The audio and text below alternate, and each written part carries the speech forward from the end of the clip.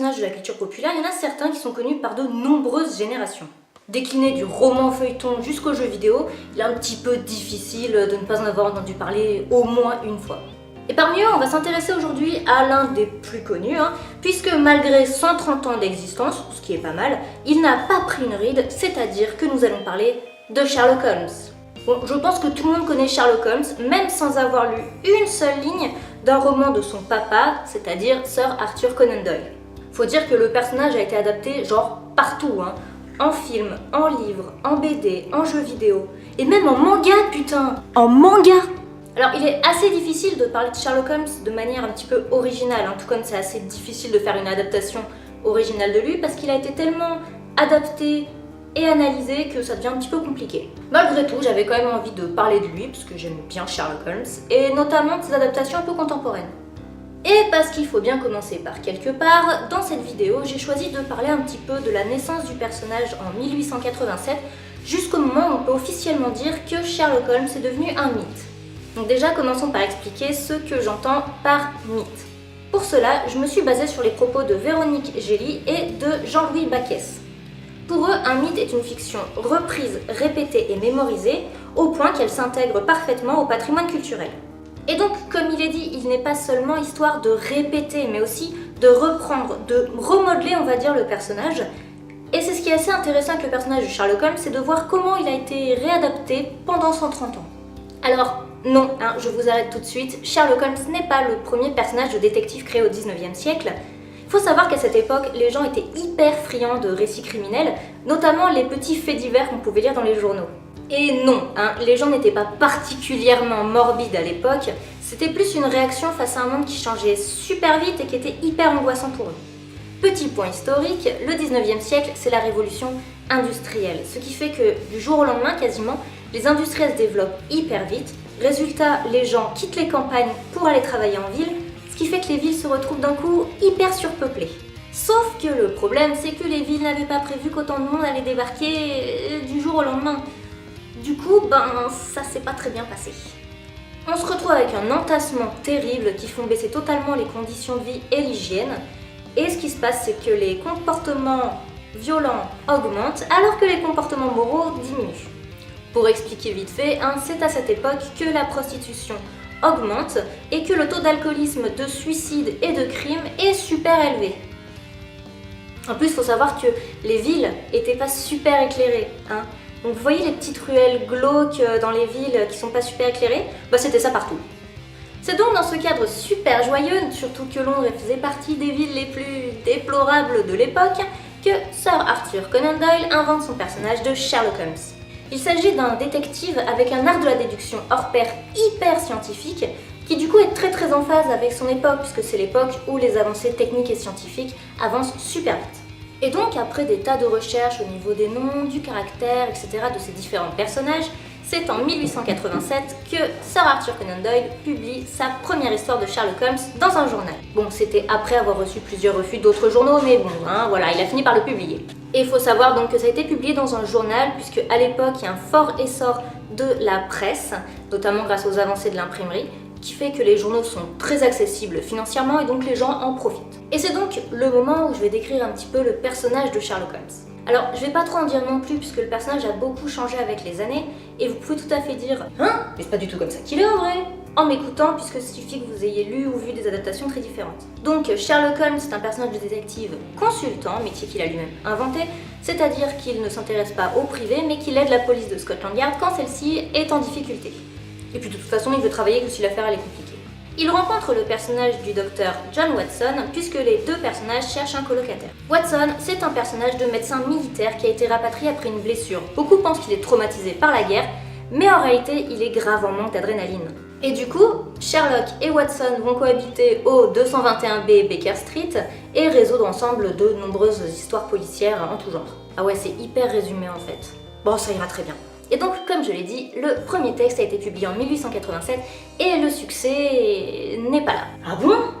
Eh ben non. Faudra attendre 1890, donc 3 ans, pour que le succès se fasse, et ce qui est marrant, c'est qu'il s'est fait aux États-Unis. Et d'ailleurs, c'est assez difficile de comprendre son succès aux États-Unis parce que le personnage est quand même hyper british. Alors justement, est-ce que c'est son côté so British qui a plu aux Américains? Est-ce que c'est le fait qu'il l'ait découvert juste après les tueries anglaises commises par Jack l'Éventreur en 1888? Est-ce que c'est lié aux illustrateurs qui ont créé cette silhouette si spécifique de Sherlock Holmes avec sa loupe, sa pipe et son chapeau? C'est assez difficile en fait de dire ça aujourd'hui aussi longtemps après, mais en tout cas ce qu'on est sûr c'est qu'à partir de 1890, le succès de Sherlock ne va plus s'arrêter. La preuve c'est qu'il sera joué sur scène pour la première fois en 1899 et adapté au cinéma l'année suivante en 1900. Ce qui est assez marrant c'est de savoir que Arthur Conan Doyle n'en pouvait plus du tout de Sherlock parce que il pouvait plus rien écrire d'autre à côté en fait. Et c'est pour ça qu'en 1887, il écrit Le Dernier Problème dans lequel Sherlock meurt. Et alors après ça, le pauvre Arthur Conan Doyle va recevoir un nombre incalculable de menaces de mort et de propositions des éditeurs pour faire revenir Sherlock. Bon, au début, il va complètement refuser, jusqu'en 1901, où il va craquer, si on peut dire, et écrire Le Chien des Baskerville. Alors, je dis qu'il a craqué comme ceci entre guillemets, puisque l'histoire elle se passe avant la mort de Sherlock, donc les fans sont contents, mais pas assez, parce que Sherlock n'est pas réellement revenu. Et donc, 10 ans après la mort de Sherlock, en 1903, il finit par céder et écrire La Maison Vide, dans laquelle Sherlock revient officiellement et explique à Watson que oui, en fait j'étais mort, mais en fait non, parce que voilà, tu vois. Et pour continuer un petit peu dans les petites blagounettes en rapport avec Sherlock, faut savoir que les gens écrivaient essentiellement au 221B Baker Street, sauf que ni Sherlock ni Conan Doyle y vivaient, c'était une adresse fictive. Et en fait, beaucoup de gens pensaient que Sherlock existait réellement, et du coup, soit ils envoyaient donc au 221B, soit ils écrivaient directement à Conan Doyle en lui demandant de faire passer le message à Sherlock. Mais les gens étaient un petit peu cons au 19e siècle. Donc reprenons un petit peu mon idée de mythe. Déjà, il faut savoir, comme je l'ai dit, que le personnage de Sherlock était tellement important qu'ils ont forcé l'auteur à le ressusciter. Ensuite, je l'ai dit, la première adaptation au théâtre a été faite en 1899, puis au cinéma en 1900. Et alors après c'est très simple, le nombre d'adaptations n'a jamais cessé de croître, même après la mort de Conan Doyle. Et c'est surtout après d'ailleurs la Seconde Guerre mondiale que ça va vraiment être le gros succès de Sherlock. Déjà, il faut savoir que selon la légende, il y aurait 107 affaires non relatées de Sherlock Holmes. Et ça fait donc énormément de choses à pouvoir redire, sans parler même des non-dits à propos de Sherlock Holmes. Et donc évidemment, tous ces non-dits vont pouvoir laisser place à de nombreuses réinterprétations du personnage. Parmi les questions, on retrouve évidemment le frère de Sherlock, Mycroft, dont on ne parle pas vraiment dans les romans de Conan Doyle, ou encore son petit souci avec les femmes. Mais surtout, Jack l'Éventreur. Oui, si beaucoup considéraient que Sherlock avait vécu à l'époque en Angleterre, il serait quand même un petit peu chelou qu'il n'ait pas enquêté lui-même sur Jack l'Éventreur du coup. Mais je vous avoue que je ne vais pas parler de toutes les adaptations de Sherlock Holmes, puisque rien que pour le film muet, on dénombre au minimum 204 films. Donc bizarrement, j'ai pas envie de me taper 204 films muets, et en plus ça veut dire que pour le parlant, je vous laisse imaginer le bazar, et j'aimerais bien avoir une petite vie quand même un petit peu. Du coup, j'ai décidé de m'intéresser aux adaptations beaucoup plus contemporaines, et en tout, il y en aura 3. Donc déjà, il y aura les films Sherlock Holmes et Sherlock Holmes Jeudon de Guy Ritchie, avec Robert Downey Jr. dans le rôle de Sherlock. D'ailleurs, il devrait y avoir le 3e volet prochainement, apparemment. Ensuite, on parlera évidemment de la série Sherlock de la BBC avec Benedict Cumberbatch dans le rôle de Sherlock. Et enfin, la série Elementary, dans laquelle Sherlock est interprété par Johnny Lee Miller. Déjà, le fait que Sherlock soit encore adapté en 2017 montre à quel point il est ancré culturellement dans nos sociétés. Et alors, au niveau des réadaptations et des réinterprétations, je pense qu'on n'est pas trop mal. Si on prend déjà les films de Guy Ritchie, Sherlock est quand même vachement plus petit, vachement moins maigre et beaucoup plus physique que ce qu'il était censé être à la base. Dans la série de la BBC, le physique correspond déjà beaucoup plus à celui du Sherlock Holmes de Conan Doyle, mais l'histoire se passe aujourd'hui, donc on est vachement loin de l'époque victorienne. Et enfin Elementary, alors là, complètement réinterprétation, puisque Sherlock Holmes est plus petit, plus musclé et plus physique que le Sherlock de base, et ça se passe aujourd'hui, donc ça fait beaucoup de choses différentes. Et notamment par rapport à la dernière série, Elementary, il y a énormément de gens qui crient au scandale. Et du coup, je voudrais un petit peu conclure cette vidéo sur un petit détail. Alors en fait, Sherlock Holmes, il n'existe pas, On peut dénaturer un personnage historique, mais un personnage fictif, pas vraiment. Toutes les adaptations, qu'elles semblent fidèles ou infidèles à l'écriture de base de Conan Doyle, elles sont pas plus vraies qu'une autre, en fait. Et c'est ça qui constitue le mythe de Sherlock Holmes, c'est la façon dont il est réinterprété et réadapté à chaque fois. Et c'est ça qui permet à Sherlock Holmes de vivre encore. Donc non, je ne veux pas faire partie de ces personnes qui vont dire que oui, Sherlock de la BBC c'est quand même vachement mieux qu'Elementary, hein, parce que Elementary, au niveau de Sherlock, c'est quand même n'importe quoi. Et en plus, Watson, c'est une femme. Donc non, pour moi les 3 adaptations sont super intéressantes et c'est ce dont je vais parler dans les vidéos suivantes.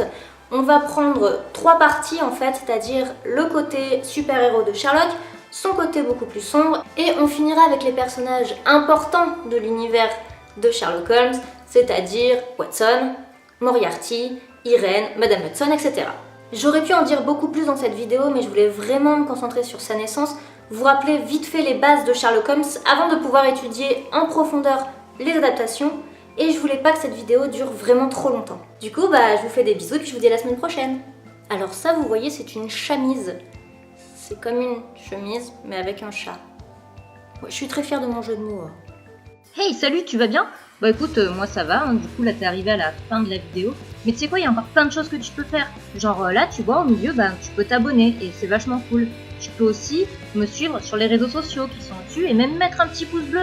Et si t'es vraiment super sympa, juste là tu peux me soutenir sur Tipeee. Et puis sinon, tu peux aussi regarder d'autres vidéos. Bisous!